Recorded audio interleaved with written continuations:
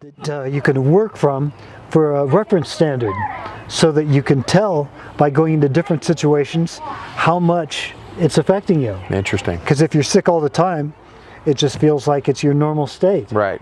There's no difference. I can't feel the difference. So once you've established a place, a safe zone, that lets you know that, okay, this is about as good as I'm going to feel, you can use movement in and out of that location and decontamination as a strategy to figure out if places are affecting you or not, and if you're carrying the contamination in your clothing.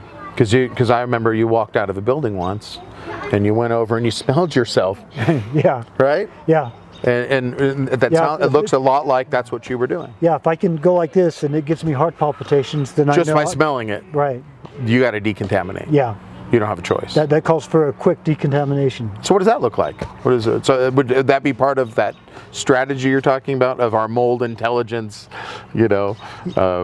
phases? Yeah, I get to a shower as quickly as I can. I bag my clothes or put them outside, keep them out of my environment. So what do you do with them? You burn them? No. Throw them in the fire, call it even? No, I find that if, what is it you do with these even things? if I've had a really bad exposure and my clothes are completely contaminated, if I can wash them quickly, the stuff washes right out, no problem. I see.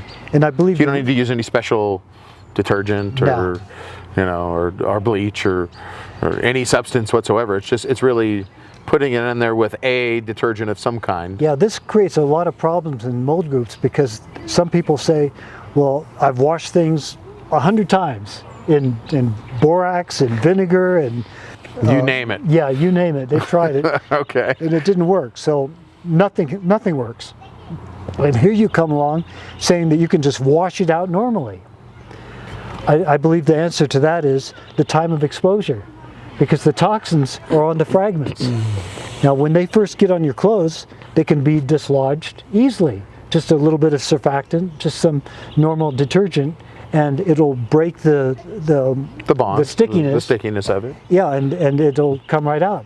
So they clean up easily. But the longer those toxin-laden fragments sit on your clothes, the more those toxins depart the fragment and absorb into the material. And further in it.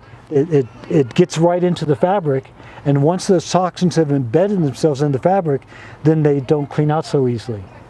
So, but you can still breathe them, it sounds like. Yeah. So, but that's, I believe, is why we have such a major battle over what works and what doesn't, and what can be washed and what can't. Because the answer really is it depends. Yeah, it depends on how long the toxins have been sitting on it and had a chance to soak in. Have you seen a definitive answer to what that means? Okay, so if I was in a level 10 building for 5 minutes, I got to burn my clothes. Or I was in a level 5 building, and I'm just trying to give some reference of point. Level 5 is being the worst I ever felt is the 10.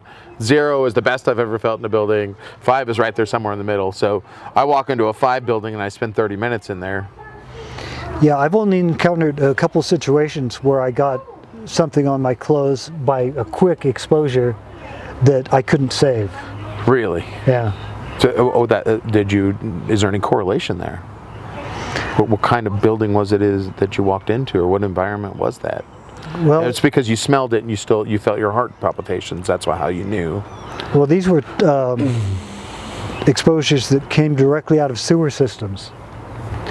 So there was something really, really bad, something extra special about the sewer system stuff. Yeah. Well, is it because when people wash off all this stuff in their clothes naturally, it's all ending up in one place, right? Could be. Like there's all kinds of chemicals and especially nasty molds all combining to possibly put out really super toxins.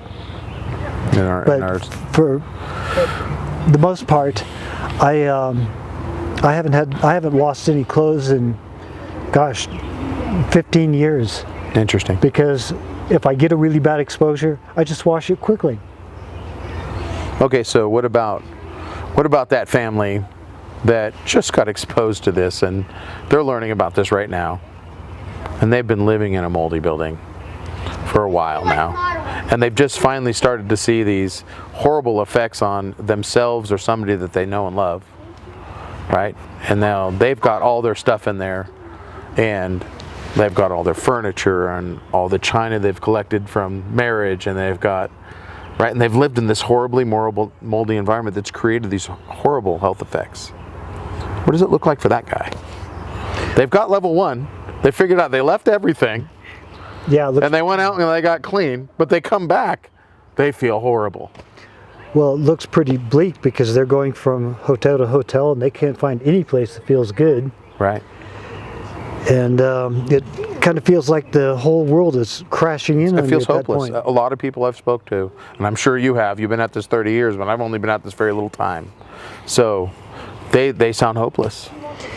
Yeah, and you really feel like you're going to die.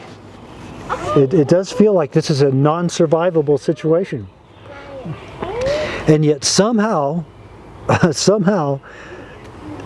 people, even at the extremes of suffering, they manage to not die. And that always intrigued me.